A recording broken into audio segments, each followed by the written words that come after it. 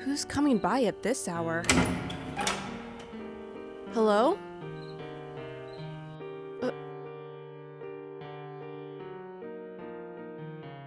Maybe it was the neighbor's door.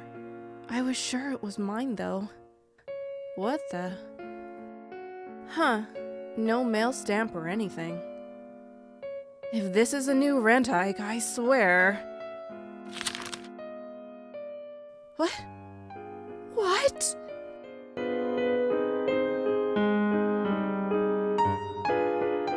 I'm telling you, it had no address or stamp on it. It didn't come through the mail. One of the children must have brought it to my house last night. Oh, well. Now, why would they do that? They could just as easily have given it to you here. And they know not to leave the house. Well, who else would give me a kid's drawing? Look at it! Don't you think it's just a little bit strange? I'd say perhaps they were too shy to give you a gift in person. I'm sure they found your address on the note I left lying around. I think I have it on the resume you brought me the first day. You mean they walked across town by themselves? They shouldn't be doing that. It's dangerous. I just think it's a little bizarre after all. Well, I'll be sure to find out which one of them did it and give them a very stern lecture. I promise. They can't go walking around town without a grown-up, or leaving the house without me even knowing it.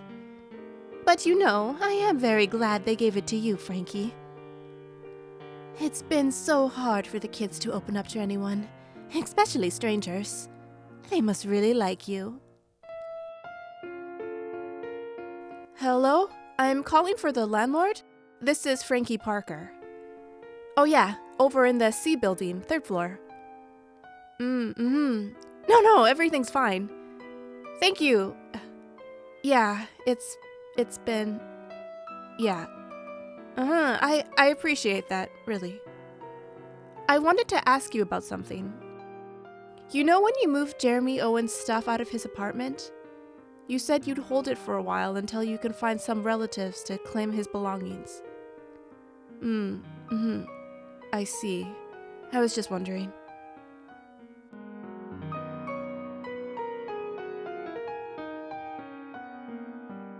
Where did you say it was being stored again? It was 3 days later when we resumed lessons. We never did find out which of the kids went to my house that night.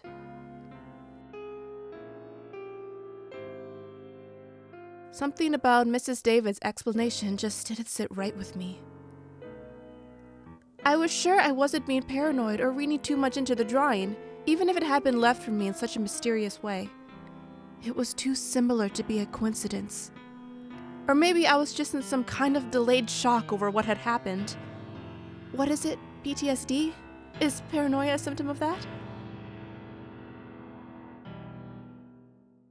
But it looks so much like how like what happened that day.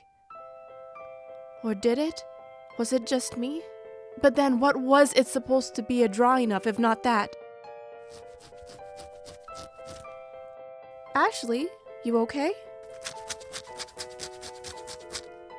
Is your mask bothering your neck? Do you want to take it off for a minute?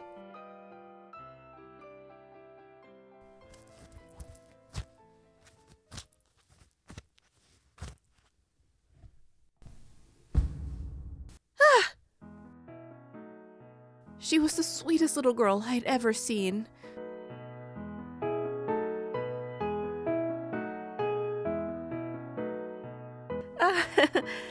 Okay, well, where were we? What exactly was I expecting to see?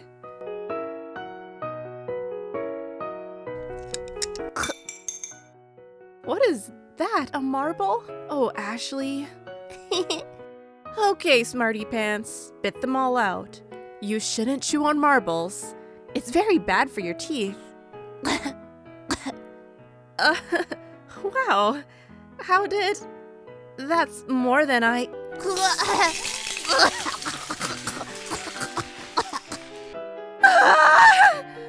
Oh, God!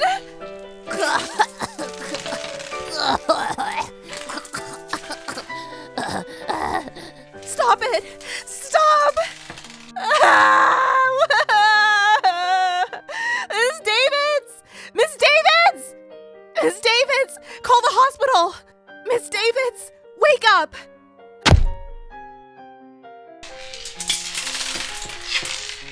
Ah! Ah! Frankie? Frankie? I've lost my marbles, Frankie. My head. Frankie? Stay away. Get away from me.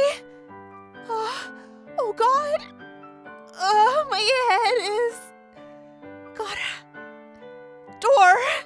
The front door. Ah!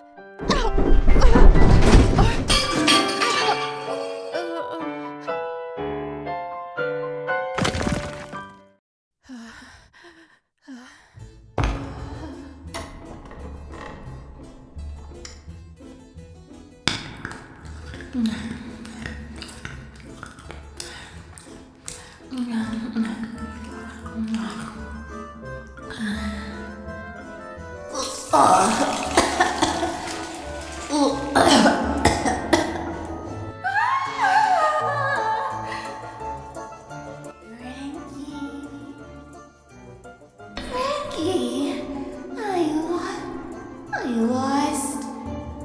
Frankie, I lost my marble. Frankie, I lost.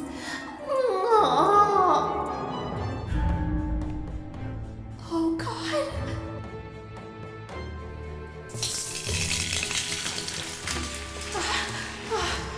Come on.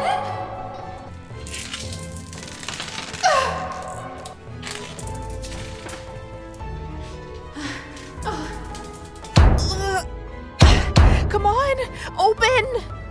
Oh, God, it's glued shut! Frankie.